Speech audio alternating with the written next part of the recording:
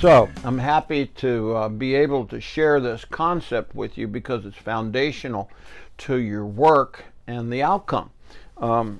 This is a stool that I had made just for the purposes of an object lesson, and word pictures are worth a gazillion dollars.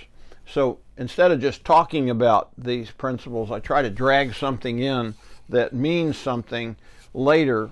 When I refer back to the three-legged stool, they got it. And the three legs are actually how we have found people get sick and get well. And there's three components, and there's some dominance of one component or the other. Now they're here to get the physical taken care of. They've got a complaint, they're not sleeping, they've got pain, they want that monkey off their back. So basically they're here to get that symptom, to get that problem that's causing their discomfort or disease to go away.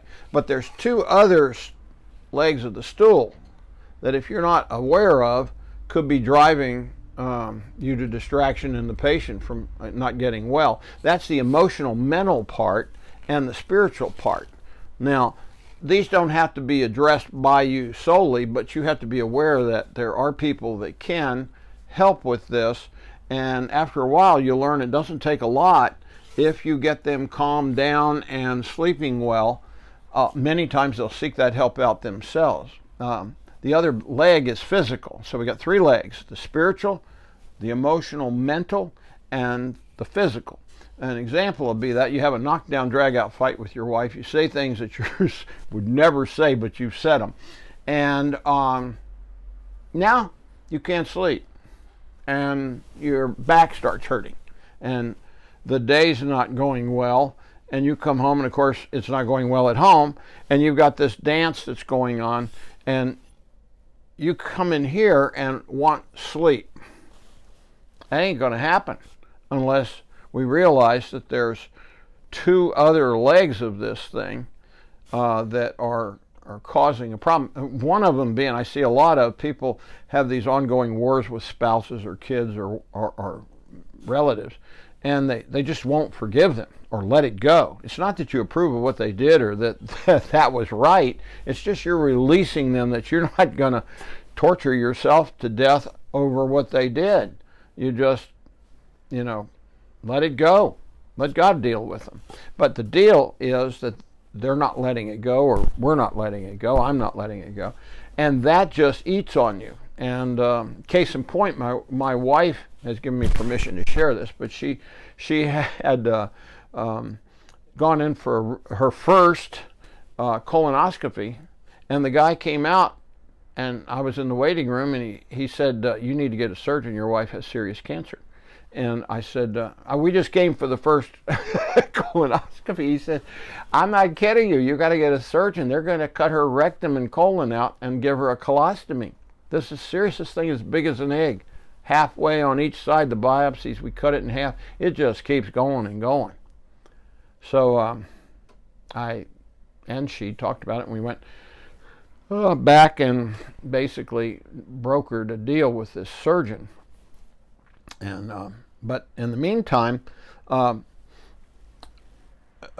pastor asked her if there was anything that was amiss, and she was having a real struggle with my son, who was out in California, and we had lost a daughter to suicide, as I'd mentioned, and they just weren't.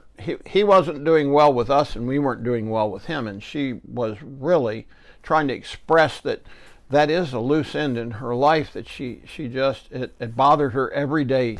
It just eats her up that he can't, or she can't, get together. And he said, did you hear what you just said? And so he handed her his cell phone, and he said, call and ask for forgiveness.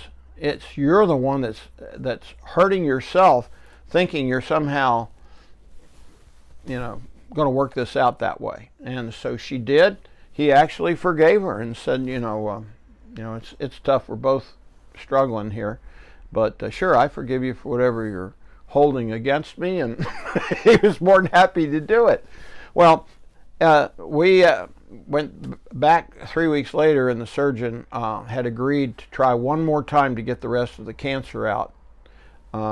He couldn't even find the place where they had done the biopsies. It was the miracle of miracles. And she has yet, she's years away from that now. And they've checked her stem to stern, PET scans, everything possible, nothing. And yet they were going to, change her life majorly. And so I'm glad that we dealt with this other leg.